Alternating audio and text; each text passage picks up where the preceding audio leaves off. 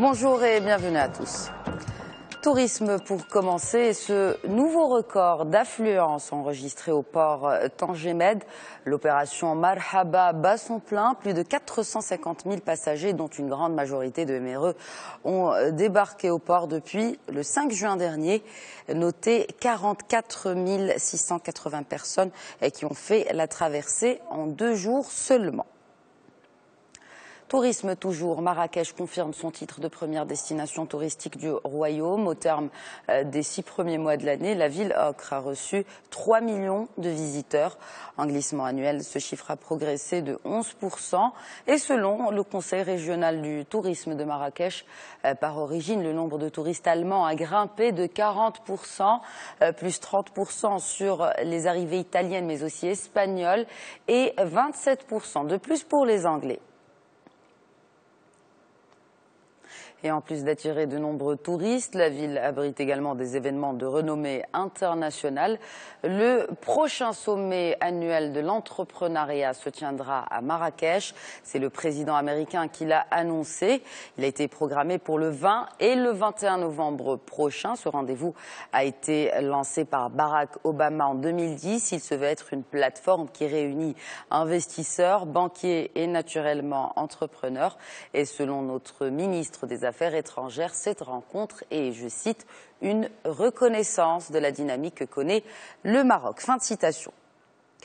Le sommet USA-Afrique a été clôturé hier à Washington. Il se solde par un gros contrat de partenariat pour la première banque marocaine. Attijari Wafa Bank a scellé un accord d'entente avec le géant bancaire Wells Fargo et l'Overseas Private Investment Corporation, l'OPIC. Ce rapprochement cible le financement des PME en Afrique, car Attijari est, je vous le rappelle, présente dans 23 pays en Afrique de l'Ouest ainsi qu'en Afrique centrale. Quant à l'OPIC, eh bien, c'est une institution financière étatique spécialisée dans le financement privé de projets de développement durable.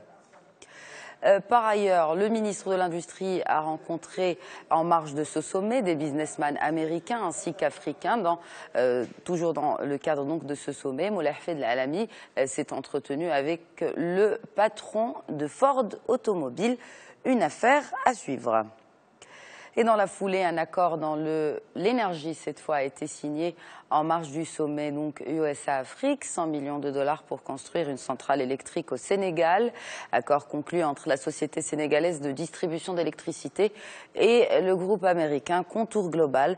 Le projet devrait aider à combler le déficit en matière d'électricité dans le pays. Les États-Unis ne sont pas les seuls à vouloir tisser des liens étroits avec le continent africain.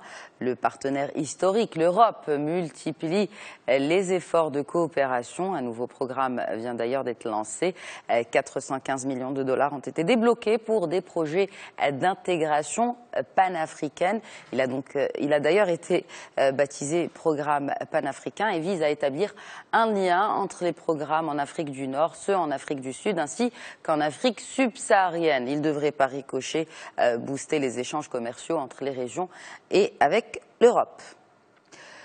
Mauvaise nouvelle pour l'investissement en Tunisie. Selon les chiffres de l'Agence de promotion de l'investissement extérieur, les investissements directs étrangers ont chuté de 26% au terme du premier semestre. Par secteur, les services essuient la plus grosse perte avec une chute de 29% sur le chiffre d'affaires. L'industrie a pour sa part reculé de 20%. Enfin, les IDE dans le secteur des énergies a accusé un repli de l'ordre de 15%. Et puisqu'on parle énergie, en dépit des tensions géopolitiques, le baril de pétrole est au plus bas depuis 8 mois. En cause, une offre abondante alimentée par le pétrole du schiste aux États-Unis d'un côté et de l'autre par un appétit chinois pour l'or noir de moins en moins grand. Seul hic, la baisse des prix à la pompe pourrait être limitée par la hausse du billet vert. Le dollar est donc à surveiller.